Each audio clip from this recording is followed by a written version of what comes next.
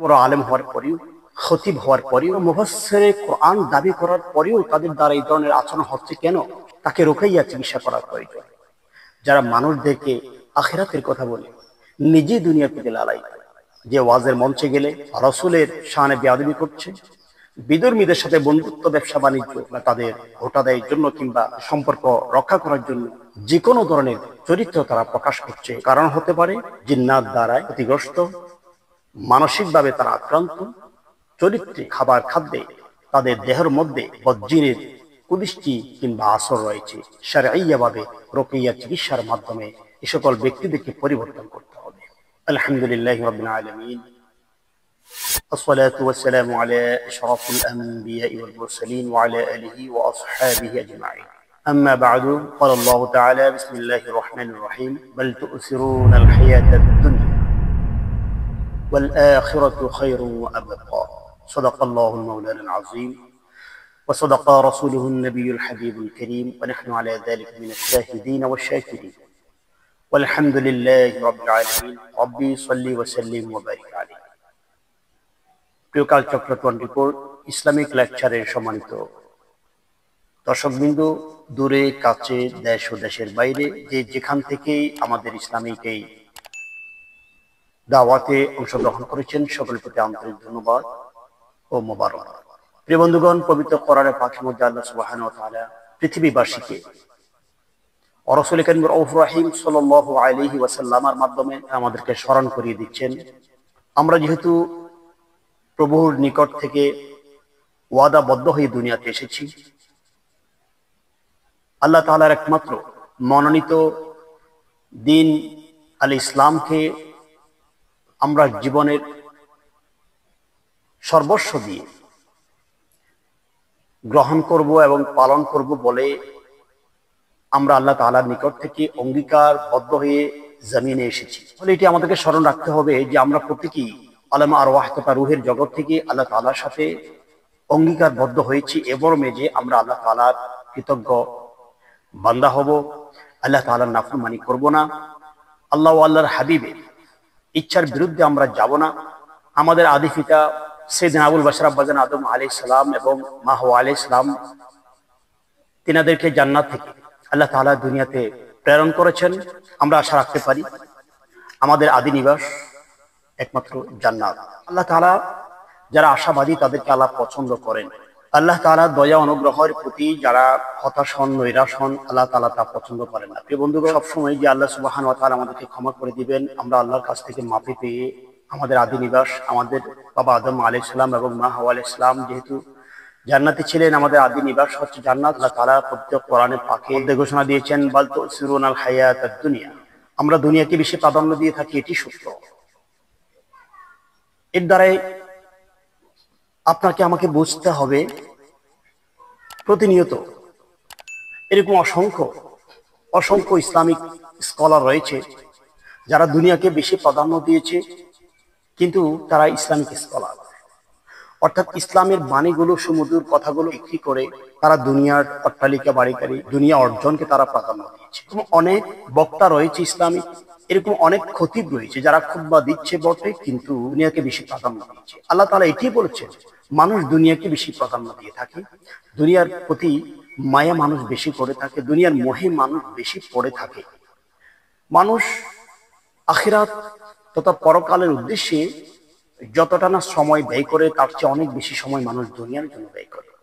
যে বছর পর বছর ইমামতি করছে, মানুষের মধ্যে তুলে ধরার শক্তি সেটি তার নেই। সে ভয়ের মধ্যে আছে কখন জানি চাকরি চলে যায়। তাহলে ওই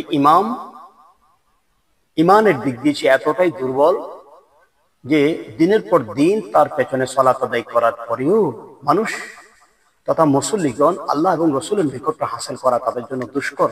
সেই ইমাম বটে, কিন্তু তার ইমানের পরিস্থিতি খুবই দুর্বল। কিন্তু বহু নিন্দিত সমালোচিত বিষয়গুলো নিয়ে আর আলোচনা করব না।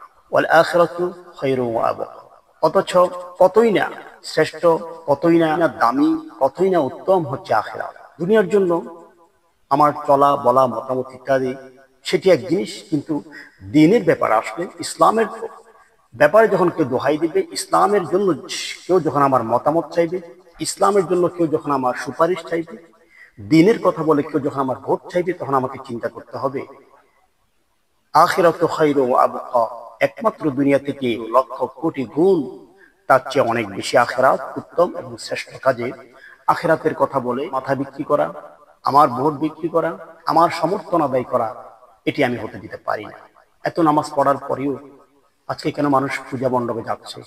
একটি ছবি পর্যন্ত ঘরের মধ্যে রাখা যে রাসূল গুনাহ বলেছেন, আজকে সে প্রতিমার পাশে গিয়ে পাগড়ি পড়ে জুব্বা লাগিয়ে কেন আমাদেরকে মেহমানদারি গ্রহণ করতে হবে?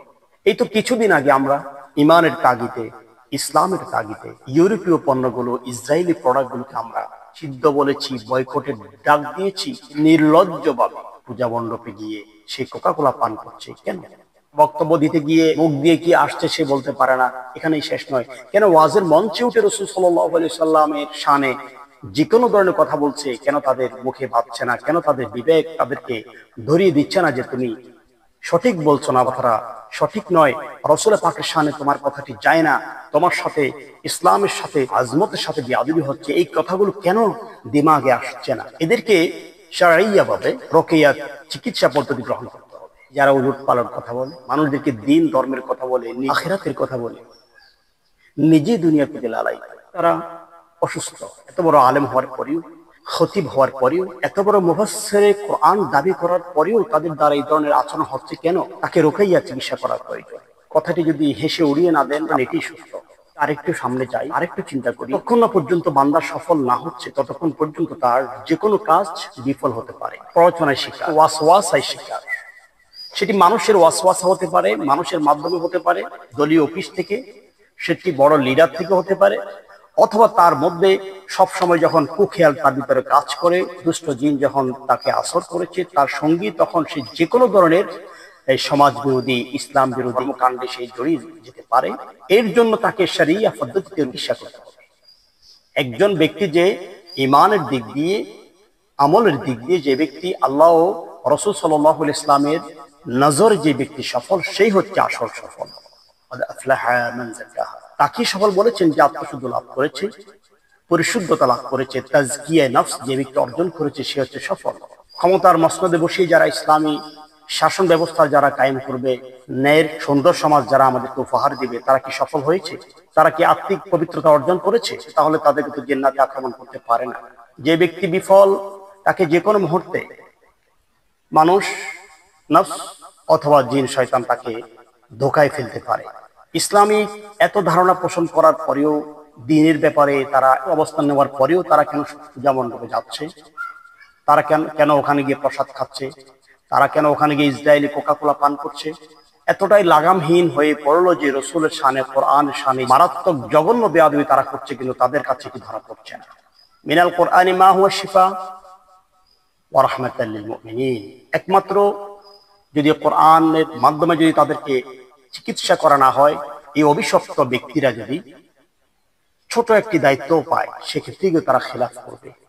যে কোনো ইসলাম বিদ্বেষী চরিত্র, যে কোনো ইসলাম পরিপন্থী কাজ তাদের দ্বারা তখনই সম্ভব হবে যতক্ষণ না পর্যন্ত তারা আত্মিক পবিত্রতা অর্জন করেছে।